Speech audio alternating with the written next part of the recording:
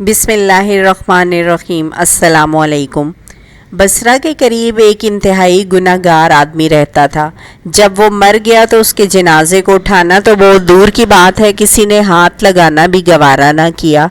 ایسی حالت میں اس کی بیوی نے کرائے کے مزدور لیے وہ جنازہ اٹھوا کر قبرستان لے گئی۔ قبرستان کے قریب پہاڑوں میں ایک زاہد رہتا تھا جس کی عبادت کا بہت شہرہ تھا۔ جنازہ رکھنے سے پہلے وہ جنازہ پڑھنے کا منتظر تھا۔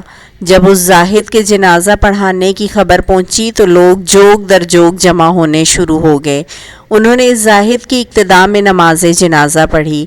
لوگوں کو زاہد کے اس فعل پر سخت حیرانی ہوئی۔ انہوں نے نماز جنازے کے بارے میں اس سے سوال کیا تو اس نے بتایا کہ مجھے خواب میں یہ حکم ملا، فلاں جگہ جاؤ، وہاں جنازہ آ رہا ہے، اس کے ساتھ صرف ایک عورت ہے، جس کا جنازہ ہے وہ مغفور ہے۔ اس جملے پر لوگوں کی حیرانی میں مزید اضافہ ہوا۔ عورت سے اس کے حالات معلوم کرنے پر پتہ چلا کہ درست ہے یہ شرابی تھا اور شراب خانے میں ساری عمر گزاری، مگر اس میں ایک صفت تھی کہ صبح جب یہ مدہوش نہ ہوتا تو باوضو نماز فجر ادا کرتا تھا۔ دوسرا، اس کے گھر میں یتیم بچے رہتے تھے جن سے اپنے بچوں جیسا سلوک کرتا تھا۔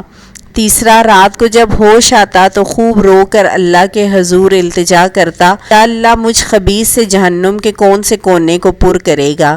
جب یہ راز کھل گیا تو زاہد روانہ ہو گیا۔